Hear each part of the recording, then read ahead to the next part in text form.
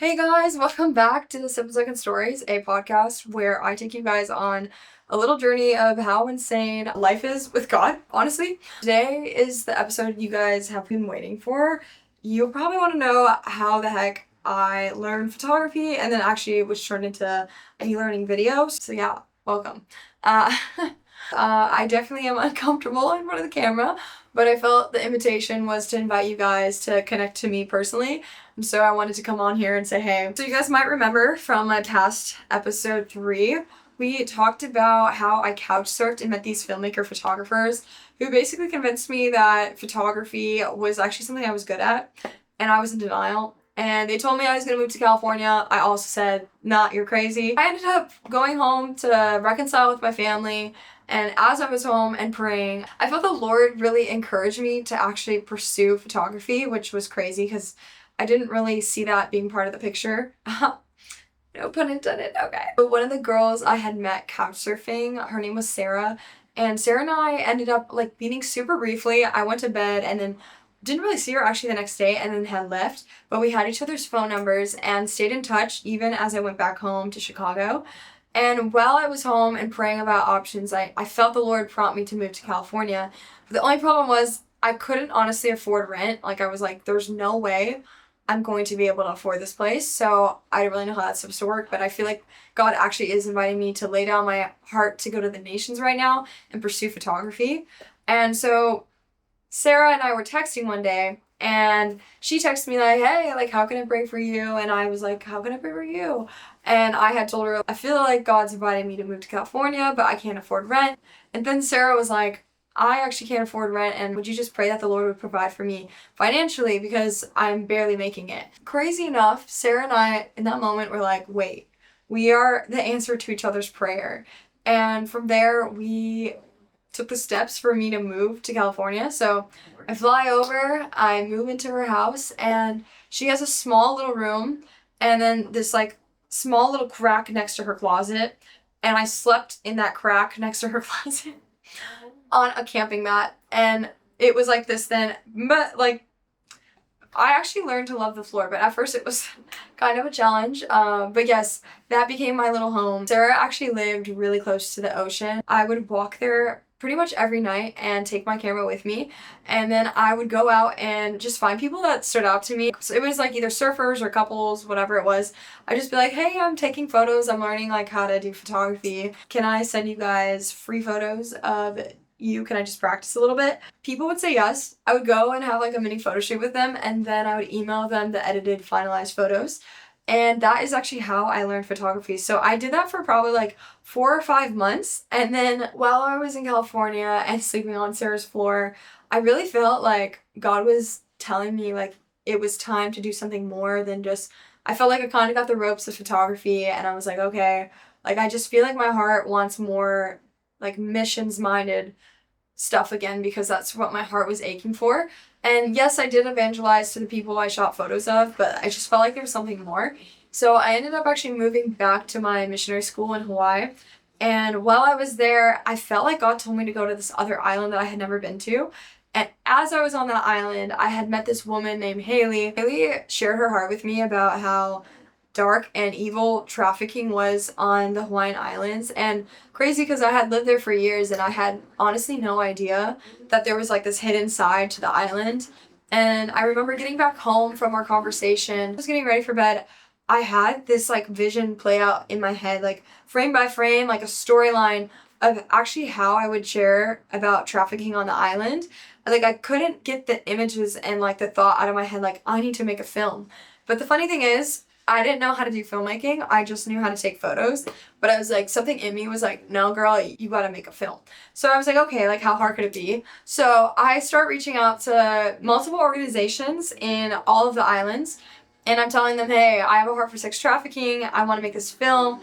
And then they're like, so sorry, you have to build trust with us for 2 years. Or there was like excuse after excuse or delay after delay. And they were like, yeah, no, sorry. Like, it's a cool idea, but no. And so I'm pretty discouraged. I end up calling Sarah. I told her like, hey girl, like it's just not working out and I'm not sure what to do. I just feel like God is prompting me to do this.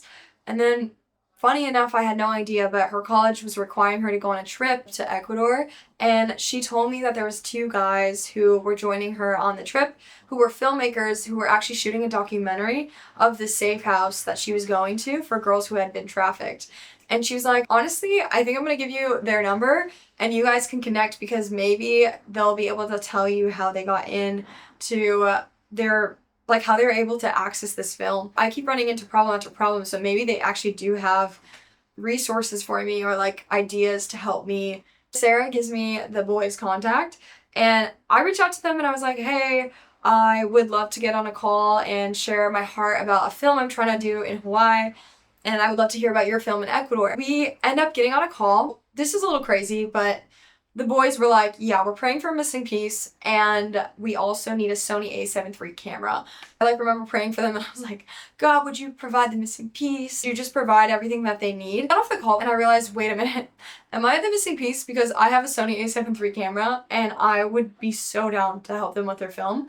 I actually ended up texting them, and I was like, hey, I know it's gonna be crazy because I don't even know how to do filmmaking, but would you guys be willing for me to volunteer my time and whatever you guys need, I'm just willing to do it. And to my surprise, they text me back and they're like, let's get on a call. And I was like, okay. Get on the call and they're like, hey, we prayed about it and we actually feel a lot of peace about you coming and joining our trip. So within 2 weeks, I fly from Hawaii back to California. I raise all the money I need. It was insane to see the Lord just supply everything and more that I needed to go on this trip.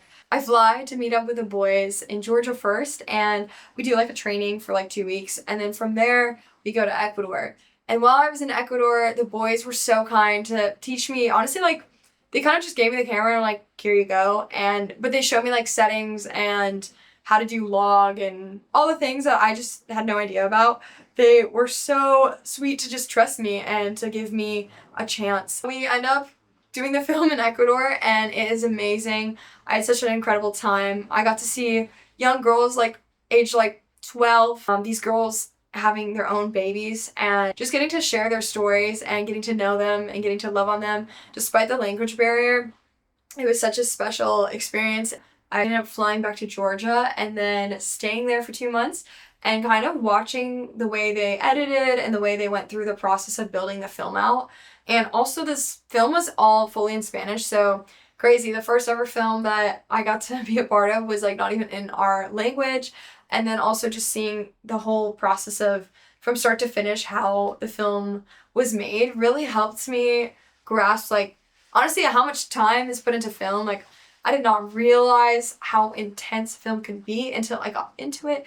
But there is so many details, guys. If you're not a filmmaker, you wouldn't maybe realize, but it's insane. If you think about who God is, He is one who desires to be intentional with us, and He desires for us to walk hand in hand with Him, and He desires friendship. And what I think is so crazy is growing up, I didn't realize like it wasn't about religion or going to church or like these practices. It was all about Him wanting friendship and relationship with me.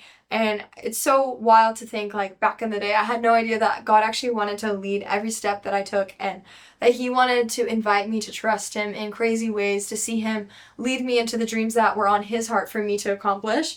And this story is just a testimony of who He is and how intentional and detailed oriented He is and how He cares about every detail, how He pays attention. I really feel to encourage you guys to know that whatever you're searching for, whether that's like your calling with the Lord, or even if you don't even know the Lord and you're like, you clicked on this video and you're like, what the heck? But God is a God who sees you. He's El Roy, God who sees, and that He desires to walk hand in hand with you and to show you that He's consistently faithful to you. Like, this story is just a reminder to even me that God actually really cares about the details, and He uses the things we're passionate about to be able to see His character and His heart speak to us in a way we might have not experienced or known. But I invite you guys into recognizing like the things you love to do, whether it is filmmaking or whether it's dance or whether you're a doctor or whatever you may be. Like, would you be able to see God's hand be in everything that you do, and would you be able to find His intentional detail in the way that you pursue the things you're passionate about?